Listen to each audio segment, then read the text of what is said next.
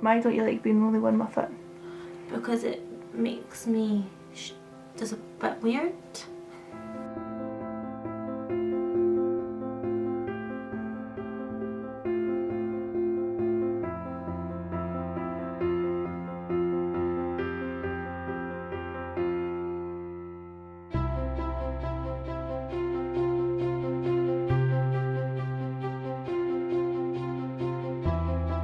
My name is Romy and I have two boys, Connor and Andrew. They're twins and they're both on the autistic spectrum. Connor has an Asperger's diagnosis and Andrew has an autism diagnosis. So the diagnosis process for both the boys was very different. Andrew was diagnosed shortly before they turned 4. Connor was a lot older. He was just nearly 11 before he was diagnosed. The process for Andrew was quite straightforward. Andrew presents in quite a, what they would say probably classically autistic. He's non-verbal. It was non-verbal at that point. Connor's story was a wee bit different. We had a long time of going to different meetings at the school about Connor because there was just something not quite right, but nobody, not even me, could kind of put my finger on what it was. And after going through looking at dyspraxia, dyslexia, lots of different things, finally someone suggested it could be autism, and my reaction to that was no, because all I knew was Andrew. I didn't really know much about Asperger's at the time. Andrew doesn't really present with anxieties. Andrew's quite happy in his own wee bubble a lot of the time. He doesn't really pay attention to the outside world, so therefore he doesn't get anxious about things. The only things that kind of make him anxious is if you change plans last minute, or if somebody's been very loud, or he sees a dog coming, he's got to feed a dog, so if he sees a dog coming you can see him getting a bit worried, which when he's over 6 foot tall and he's trying to climb up you to get away from the dog makes me a bit anxious. So Connor, his anxieties are other people in general, and not being able to know what they're thinking or what they're going to say to him, and him having to constantly panic about, oh, what's coming next. And he's aware that he's different to other people. He knows that people talk about him, people look at him different, and people say things to him which just builds on his anxiety, and his confidence then takes a dive because of it.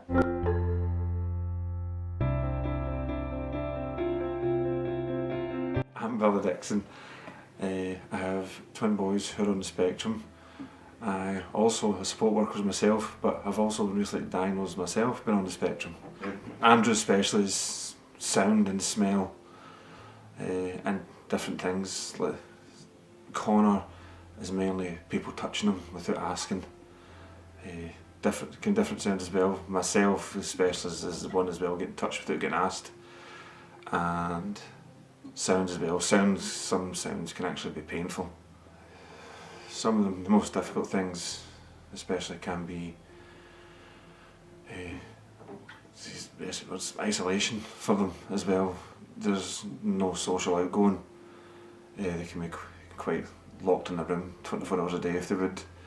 Trying to get them out. Myself as well, I can get extremely anxious at the thought of going out, especially to social events and stuff. It can limit them, but can also be good as well, as a lot of people like to kind of things sometimes, like say superpowers, hearing and things, but definitely the social aspect's the worst for the three of us. So.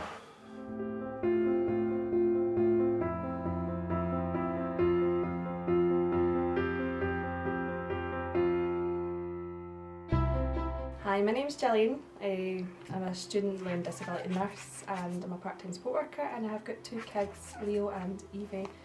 Leo has been diagnosed with Asperger's and Evie is waiting assessment. The diagnosis process was pretty straightforward for ourselves. Leo was referred for an assessment when he was 2, and the consultant took one look at him and said, "Your son is not autistic, go home." So as the years went on, there was more and more trouble, and I eventually had enough. I went and self-referred through the GP, and from then to diagnosis, I was quite fortunate. It was about 7 weeks. Well then, so day-to-day life can be quite stressful.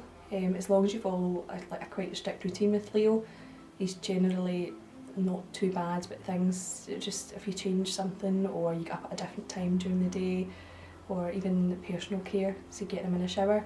It's simple things like saying, there's your towel, Leo. He doesn't get that as a cue to come out. You've got to say, right, there's your towel, get out, dry yourself, turn the shower off.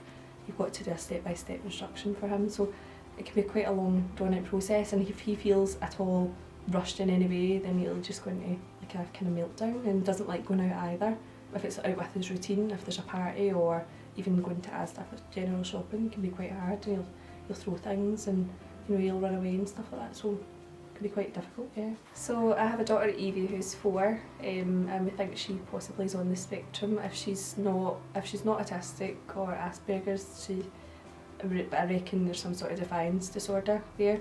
And sensory processing, she'll put her hands on her ears and rock back and forward and say it's loud, I don't like the noise, and she generally does anything to avoid all busy places. She'll sit on your knee and cuddle in and stuff like that. She can be quite a handful.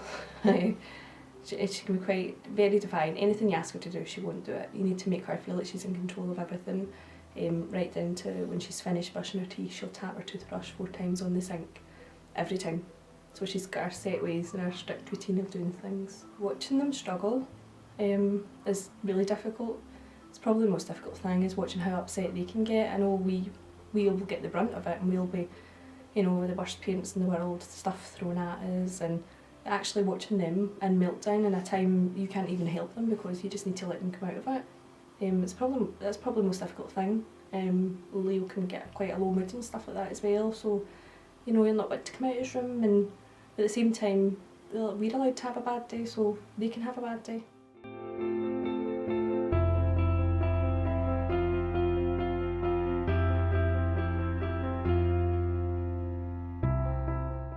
Hi, I'm Pamela. I have a son called James who's 16. He is autistic. He was diagnosed with Asperger's syndrome when he was 10. And he was also diagnosed with severe anxiety, which is his main issues at the moment. I'd heard the word autism, but had no idea what it was or what it involved.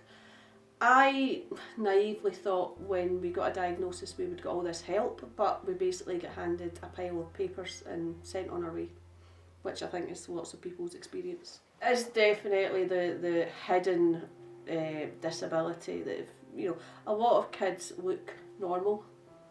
And when they're young, if they're displaying some kind of behaviours, kind of funny behaviours or odd behaviour, maybe touching people's hair, it's quite cute at the age of 4, but if they're doing that at the age of 16, it's not so cute. With James, he covers his face up with a balaclava and a hoodie, so I think most people can tell there's something with him not quite right because of the way he presents himself.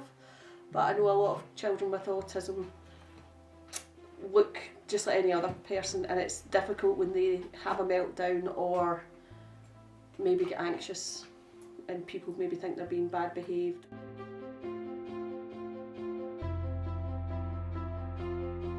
Hi, my name's Stephen and I work for Helensburgh and Lomond Young Carers, but I'm also a young carer as well for my brother David.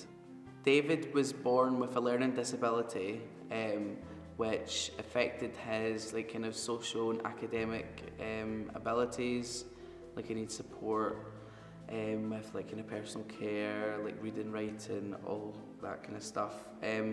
But he was diagnosed with autism when he was 19, which was quite late. Although he had symptoms and stuff, he just never had got diagnosed until he was 19. But the problem with David being diagnosed so late, I think it's quite hard trying to prove kind of disabilities and stuff. I just need that 24-hour care and support. He can walk and he can talk and he can do all these kind of things, but he needs that support. He needs to feel secure, and that's why he needs that support. But he does live an independent life, and he can kind of cook for himself and stuff, but he can do more simple tasks. David is the most special person in my life and genuinely makes me smile every day.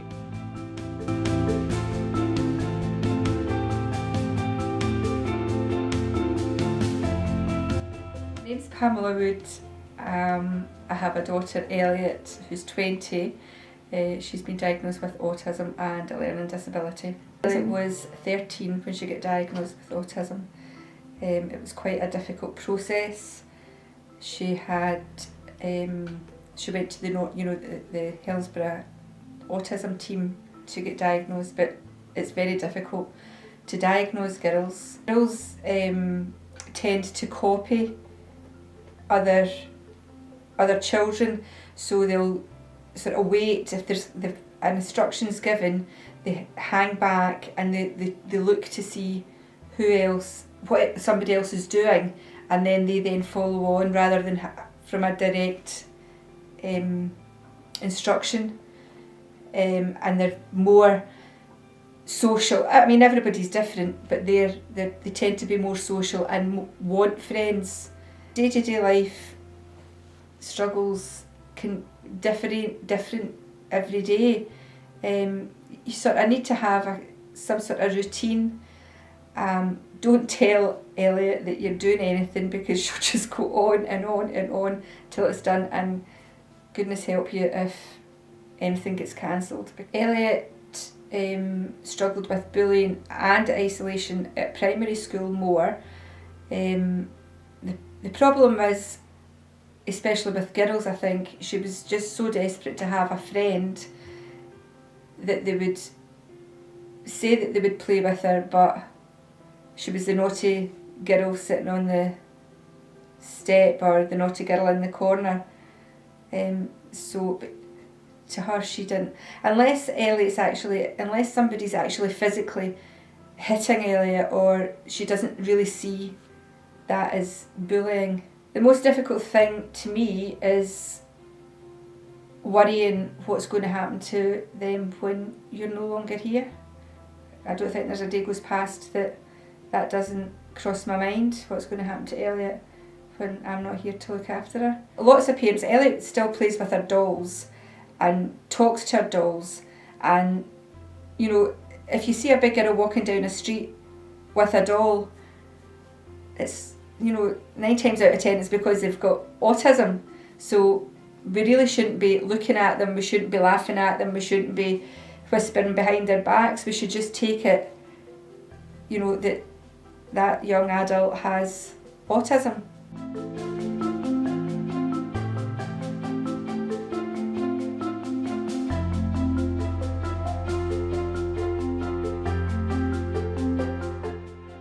My name's Elliot Wood and I'm 20 and I have autism. When I do this, it makes me happy and it makes me calm down if I get angry. If I take temper tantrums, I need to calm down because I don't want to punch the door or punch anything else.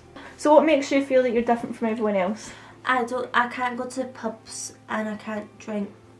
I just like my dolls and sing, have rock choirs and do shows and stuff. What is it about playing with dolls makes you feel good? Because it makes me happy and I'm not lonely, and it helps me fall asleep sometimes. I think they're real to me. I just don't have autism because all of my family don't have it, but except for me. It makes me just a bit weird.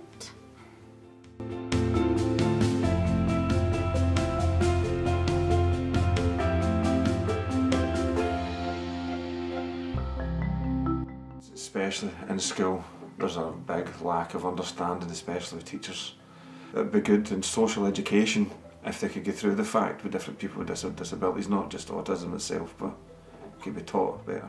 People don't really actually think about adults with autism. I think most people think about children with autism, and then when they become an adult it just disappears somehow. Children, I think they either see them as children that maybe can't speak and scream all the time, but they don't see them as being intelligent. There's definitely a lack of understanding and awareness of it. I feel like if you don't live with it or work with it, I think you just have no idea.